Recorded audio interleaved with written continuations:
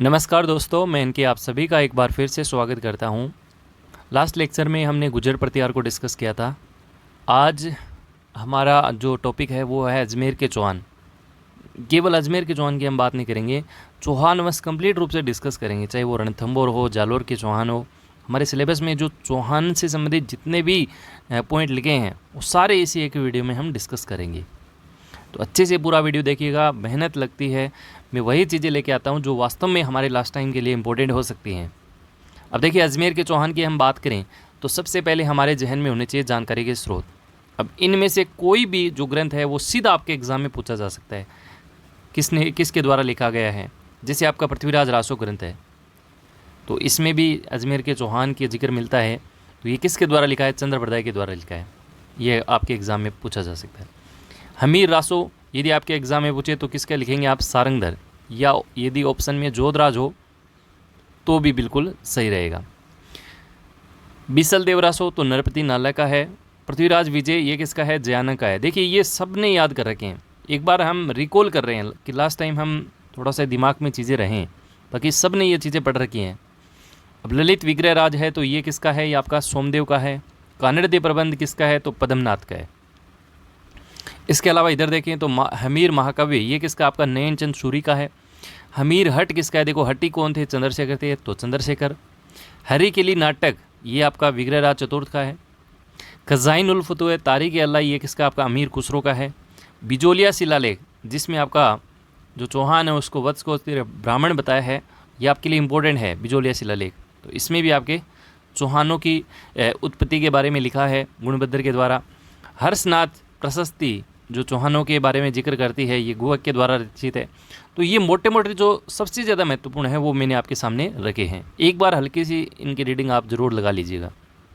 जो मत दिए हैं उन मत के समर्थक कौन है? कई बार ऐसे क्वेश्चन आ जाता है, जैसे अग्निकुंड सिद्धांत है तो इसके कौन कौन समर्थक रहे हैं?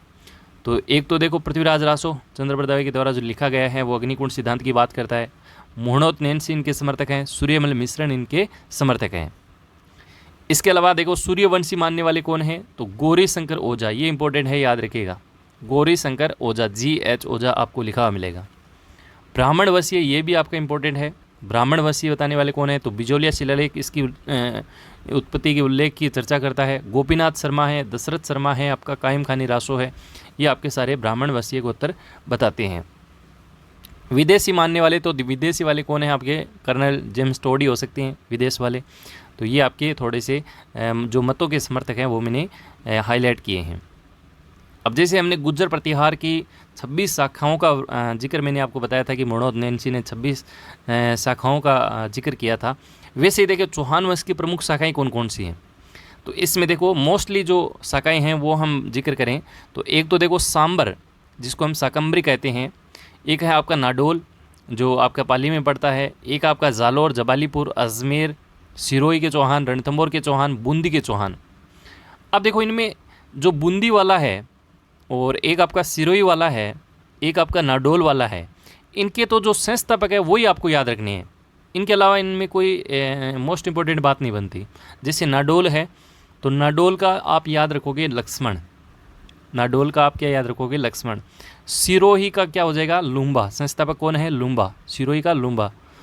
बूंदी का कौन है? तो बूंदी का है देवा। बूंदी का कौन है? देवा। तो ऐसे भी याद कर सकते हो, बूंदी देव, बूंदी देव, देवा, देवा हो जाएगा, हाड़ा चौहान। अब इसके अलावा देखो एक हम जिक्र करेंगे सांबर यानी शाकंभरी, तो इसके हैं वासुदेव चौहान। ये सन भी इंपॉर्टेंट है, 551 ईस्वी, और इनकी राजधानी थी अही छत्रपुर। इसके अलावा जालोर जिसका हम जबालीपुर नाम पढ़ेंगे, किसने किया वो भी हम पढ़ेंगे। तो जय से जालोर, इसका हो जाएगा कीर्तिपाल। संस्थापक का नाम क्या है? कीर्तिपाल। इसके अलावा रणथंभौर के चौहान की बात करें तो इनके जो संस्थापक थे वो थे आपके गोविंदराज। देखो ये मोस्ट इंपॉर्टेंट है, सिंपल क्वेश्चन आएगा, सीधा आपसे एग्जाम में पूछेगा कि रणथंभौर के चौहान शाखा के संस्थापक कौन थे, बूंदी के हाड़ा जो संस्थापक थे वो कौन थे, या नाडोल वाला पूछ ले या सांबर में पूछ ले। तो ये आपको है इजी, लेकिन आंखों से आपके निकलना चाहिए। अब देखिए जो चौहानों में महत्वपूर्ण शासक है उनका सीक्वेंस क्या है। तो सबसे पहले देखो जो मेन इंपॉर्टेंट है, मुख्य भूमिका है जिनकी, वही देखो मैंने लिखे हैं। सबसे पहले आप याद रखेंगे अजय राज, उसके बाद है आपका अरणोराज, उसके बाद है विग्रहराज, उसके बाद है पृथ्वीराज चौहान। अब लास्ट ईयर जो आपकी परीक्षा निरस्त हुई थी उसमें पृथ्वीराज को लेकर क्वेश्चन पूछा गया था, जो भंडारकों का दमन किया था, ऐसे क्वेश्चन था। तो किसने किया था, इस तरह का क्वेश्चन पूछा गया था। तो पृथ्वीराज चौहान का पूछा है, हो सकता है इस बार विग्रहराज का पूछ ले, हो सकता है अर्णोराज से कोई फैक्ट वाली चीज़ें पूछ ले। तो ये मोटे मोटे आपके जहन में होने चाहिए। अजय राज देखो याद भी हो जाएगा, ए अजय राज अर्णोराज, ए हो गया, विग्रहराज में वी आ रहा है और पृथ्वीराज में भी आप कहीं ना कहीं वी मिल जाएगा। तो ऐसे थोड़ा सा आप लिंक कर सकते हैं, अजय राज अर्णोराज विग्रहराज और आपका पृथ्वीराज चौहान। अब इन सब की जो मेन बातें हैं वो हम जिक्र कर लेते हैं। सबसे पहले हम बात करेंगे अजय राज। देखो इसमें अजय में अजमेर की ध्वनि निकल रही होगी, अजमेर जैसा आपको लिंक आ रहा होगा। तो बिल्कुल 1113 इसमें अजमेर नगर की इन्होंने स्थापना की। अजय मेरू हम जिसका नाम पढ़ते हैं, ये सन भी इम्पोर्टेंट है 1113। पत्नी, इनकी पत्नी नाम था सोमल देवी और इनके नाम पे ये सोने चांदी के सिक्के चलाते हैं। तो ये एक फैक्ट है, आपके एग्ज़ाम में हो सकता है पूछ ले वो। गढ़बिटली दुर्ग जो है तारागढ़, जिसको हम दुर्ग कहते हैं तारागढ़ के अंदर, तो इस दुर्ग का निर्माण भी कौन कराते हैं, आपके राज कराते हैं। ये थोड़ा ध्यान रखिएगा। गढ़बिटली दुर्ग कहाँ है, तो तारागढ़ जो अजमेर वाला है उसकी हम जिक्र कर रहे हैं। एक तारागढ़ बूंदी में भी है, उसकी हम चर्चा नहीं कर रहे हैं। तो ये थोड़ा ध्यान रखिएगा। मैन अगर अजय राज की आपको दिमाग में भी इमेज बढ़े, नहीं अजमेर की स्थापना की थी, सोमल देव के नाम के सोने चांदी के सिक्के चलाई, एक गढ़बिटली तारागढ़ वाला दुर्ग आपको याद रखना है। इसके बाद देखो अर्णोराज, सीक्वेंस से हम बढ़ रहे हैं आगे आगे आगे। अर्णोराज देखो, अर्णो, इसमें देखो अर्णो को अगर आप नए की ध्वनि करेंगे तो अन्ना ऐसे निकल रहा है। तो एक तो देखो अन्ना सागर झील का निर्माण करवाया, ये मोस्ट इंपॉर्टेंट है। अन्ना सागर झील का निर्माण किसने करवाया, ऑप्शन में अजय राज अर्णोराज इस प्रकार के ऑप्शन हो तो अर्णोराज याद रखिएगा, अन्ना अर्णोराज। इनका टाइम पीरियड 1133 से लेके 1155, यानी 11 का थोड़ा सा सीक्वेंस बन रहा है, 1133 1155, थोड़ा सा आप इसे लिंक करेंगे तो हो जाएगा। पुष्कर में कौन सा वराह मंदिर, कौन सा मंदिर आपका, वराह मंदिर, ये इंपॉर्टेंट है, याद रखिएगा। और अर्णोराज को चौहानों का पितृहिंता भी कहा जाता है, अपने पिता जगदेव की इन्होंने हत्या की थी। और मैंने कल आपको गुर्जर प्रतिहार पढ़ाया था, तो कमेंट करके वहाँ ज़रूर बताना कि गुर्जर प्रतिहारों का जो पितृहिंता था वो कौन था। मैंने आपको बताया भी था, आपको याद है तो कमेंट करना।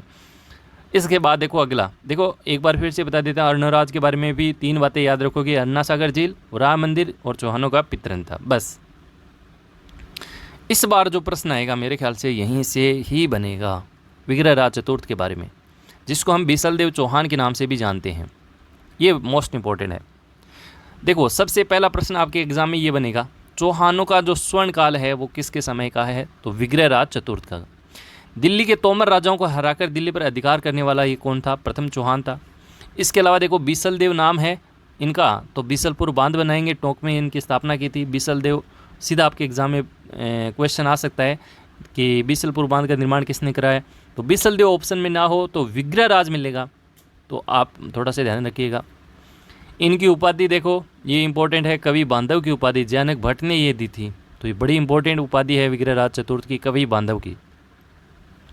इन्होंने हरिकेली नाटक लिखा था संस्कृत भाषा के अंदर, ये बड़ा महत्वपूर्ण है। हरिकेली नाटक किसने लिखा, तो विग्रहराज चतुर्थ ने लिखा। इसके अलावा ललित विग्रहराज, ये मैंने ऊपर बताया था आपको, सोमदेव के द्वारा लिखा है। बिसलदेव रासो नरपति नालय, ये इनके द्वारा जो इनके जिक्र मिलता है वो इनके अंदर मिलता है आपका। इसके अलावा देखो संस्कृत पाठशाला का निर्माण करवाया था अजमेर में, आप सब लोगों ने पढ़ा होगा। आज वर्तमान में आप उसको 2.5 दिन का झोंपड़ा पढ़ते हैं, तो इससे पहले विग्रहराज चतुर्थ ने वो संस्कृत पाठशाला बनाई थी। वो बात अलग है कि वो ऐबक ने तोड़ के वो 2.5 दिन के झोंपड़े के अंदर निर्माण करवा दिया था। आज सब लोग कहते हैं 2.5 दिन का झोंपड़ा, अरे संस्कृत पाठशाला थी वो विग्रहराज चतुर्थ की बनाई हुई। तो खैर कोई बातें नहीं है। अपने को देखो विग्रहराज चतुर्थ से क्या क्या इंपॉर्टेंट बातें निकालनी है वो देखनी है। एक तो देखो चौहानों का स्वर्ण काल, वो आपके लिए मोस्ट इंपॉर्टेंट है। एक देखो बिसलपुर बांध की स्थापना, बिसलदेव नाम से ये लिंक हो जाएगा, इसमें कोई बड़ी बात नहीं है। एक देखो बिसलदेव में बै आ रहा है, तो यहाँ देखो कवि बांधव में भी बै है, तो कवि बांधव की उपाधि ये याद रखिएगा। हरिकेली नाटक याद रखोगे। इसके अलावा ये 2 आपसे पूछ सकता है, ललित विग्रहराज किसने लिखा, बिसलदेव रासो किसने लिखा, तो ये आपसे आपके एग्जाम में पूछा जा सकता है। इसके बाद देखो पृथ्वीराज चौहान, ये आपका लास्ट शासक है अजमेर के चौहान में और मोस्ट इंपॉर्टेंट है। टाइम पीरियड जरूर याद रखोगे। अब ये 92 वाला तो सब लोग जानते हैं कि तराइन का जो दूसरा युद्ध था 1192 का था, पहला 1191 का था। तो 92 में वो हार जाता है तो कहानी खत्म है। तो 1177 से लेके आपके 1192 तक।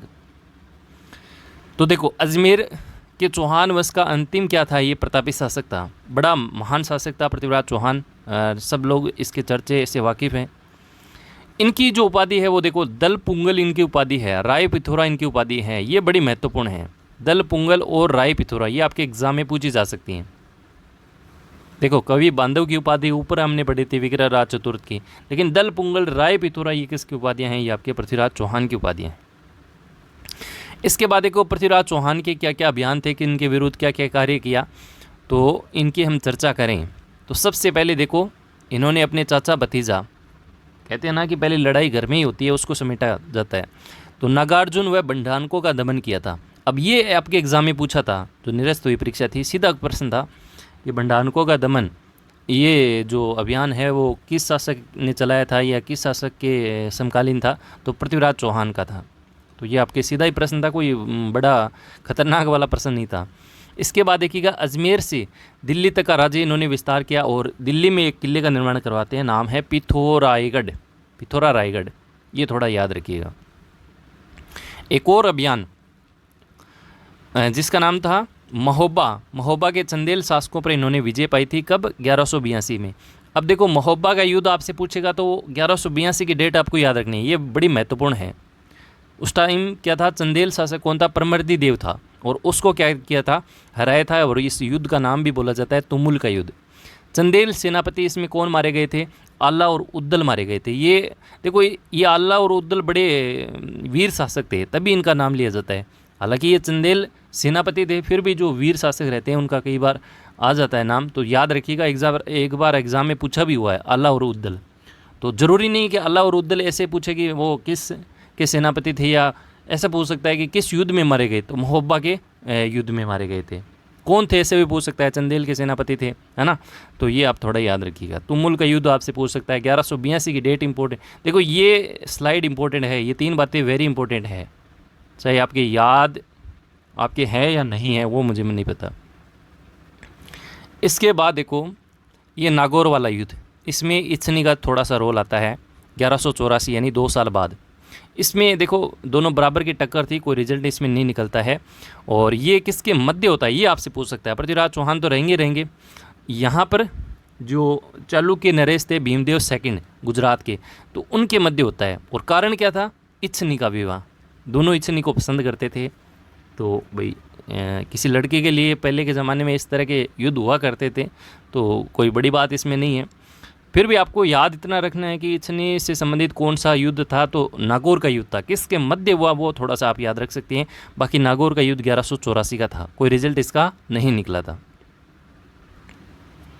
इसके बाद देखो नेक्स्ट, चौहान और गहड़वाल संघर्ष, चौहान और गहड़वाल संघर्ष। देखिए कन्नौज हमने जिक्र किया था जब गुर्जर प्रतिहार पढ़ाया था, कन्नौज का त्रिपक्षीय संघर्ष आपको बताया था। लास्ट में मैंने कहा था कि अब यहाँ पे जो है गहड़वाल शासन आ जाता है। तो चौहान और गहड़वाल संघर्ष भी हुआ है, और उस टाइम जो गहड़वाल जो शासक था वो कौन था, आपका जयचंद गहड़वाल, ये थोड़ा याद रखिएगा, जयचंद गहड़वाल। और इन दोनों के बीच जो संघर्ष का मुख्य कारण क्या था, वो था संयोगिता। अब संयोगिता से आप अच्छी तरह से वाकिफ़ हैं, कोई ज़्यादा आपको यहाँ जिक्र करने की आवश्यकता नहीं है। हालांकि मैंने पुराने वीडियोज़ में बता रखी है कहानी, पर यहाँ टू द पॉइंट डिस्कस कर रहे हैं। तो एग्ज़ाम के लिए क्या पूछा जा सकता है वही इंपॉर्टेंट है। संयोगिता का प्रश्न है तो चौहान गहड़वाल संघर्ष, ये आपका याद रहना चाहिए। इसके बाद देखो लास्ट आपका बनता है तराइन का युद्ध। कौन सा, तराइन का युद्ध। तो पहली चीज़ तो 2 युद्ध हुए थे, पहला 1191 का था और दूसरा 1192 का था। अब देखो किसके मध्य हुए, सब लोग जानते हैं कि पृथ्वीराज चौहान थे और दूसरी तरफ मोहम्मद गौरी थे।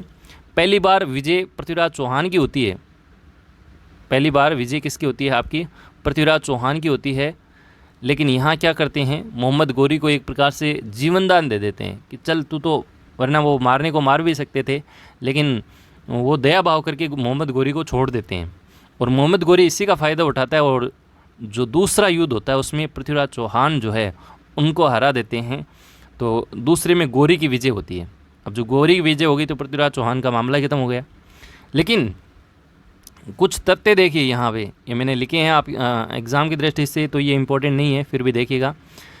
हमीर महाकाव्य ये कहता है कि मोहम्मद गौरी को पृथ्वीराज चौहान ने 7 बार हराया था। देखिए एक और पृथ्वीराज रासो ग्रंथ, उसमें कह रहे हैं कि मोहम्मद गौरी भले ही हार गया, मोहम्मद गौरी भले ही विजय पाली हो, लेकिन पृथ्वीराज चौहान ने, पृथ्वीराज रासो ग्रंथ में लिखा है कि किस बार पृथ्वीराज चौहान ने मोहम्मद गौरी को हराया था। इसी प्रकार से पृथ्वीराज प्रबंध है, प्रबंध चिंतामणि है, तो इसमें अलग अलग ये फैक्ट दे रखे हैं कि इतनी बार हराया था। तो ये एक आंकड़े बयां करते हैं कि पृथ्वीराज चौहान जो है वो कितने शक्तिशाली थे। भारत में यहाँ पर मुस्लिम शासन की यहाँ स्थापना हो जाती है, क्योंकि गौरी जीत जाता है आपका दूसरे युद्ध के अंदर। पृथ्वीराज अंतिम वीर साहसी हिंदू सम्राट था, ये सब लोग जानते हैं। देखिएगा, पृथ्वीराज चौहान की मृत्यु से संबंधित जो प्रचलित मत है वो क्या है। पृथ्वीराज रासो ने लिखा है कि पृथ्वीराज को बंदी बनाकर गजनी ले जाया गया और वहाँ शब्दवेदी बाण से पृथ्वीराज ने मोहम्मद गौरी को मार डाला था, और वहीं पर लास्ट में क्या हो जाता है, उनके जो सैनिक रहते हैं वो पृथ्वीराज को मार देते हैं। मतलब शब्दवेदी बाण से भी जो है गौरी को मार देते हैं, इतने शक्तिशाली थे। मिनहाज सिराज क्या कहता है कि गौरी ने तराइन में ही पृथ्वीराज को मार दिया था। तो अलग अलग तथ्य हैं, अब कौन जाने क्या सच है, इसके पीछे हम नहीं पढ़ेंगे, लेकिन फैक्ट आपसे पूछे तो वो थोड़ा सा आप याद रखिएगा। पृथ्वीराज चौहान का पुत्र गोविंदराज, और इन्होंने क्या किया था, रणथंभौर में या फिर चौहान शाखा की, चौहान वंश की स्थापना की थी। अब हमारा जो वंश पढ़ेंगे हम रणथंभौर के चौहान वंश पढ़ेंगे, लेकिन एक बार फिर से पृथ्वीराज चौहान के बारे में जो महत्वपूर्ण चीज़ें बनती हैं वो मैं आपको बता देता हूँ। एक तो ये याद रखेंगे, चौहान वंश का अंतिम प्रतापी शासक था। दल, पुंगल, राय पिथौरा, इनकी उपाधियाँ बड़ी महत्वपूर्ण हैं। इसके अलावा देखिए, ये नागार्जुन और भंडारकों का दमन इन्होंने किया था। महोबा का युद्ध आपको याद रखना है। तुमुल का युद्ध जो था वो महोबा के युद्ध का ही नाम है, आप थोड़ा सा ध्यान रख लीजिएगा। नागौर का युद्ध 1184 का याद रखेंगे, भीमदेव और कारण था इच्छनी। स्योंगिता वाला चौहान गढ़वाल, जयचंद गढ़वाल की पुत्री, ये थोड़ा याद रखिएगा। तराइन का दोनों युद्ध आपको 1191 1192 दोनों सन याद रखनी है। कौन किस में जीता ये आप सब लोग जानते हैं। और इसके बाद ये मिनहाज सिराज और पृथ्वीराज रासो के जो दो कथन हैं वो थोड़े ध्यान रख सकते हैं। अब हमारा अगला पॉइंट है वो है रणथंभौर के चौहान।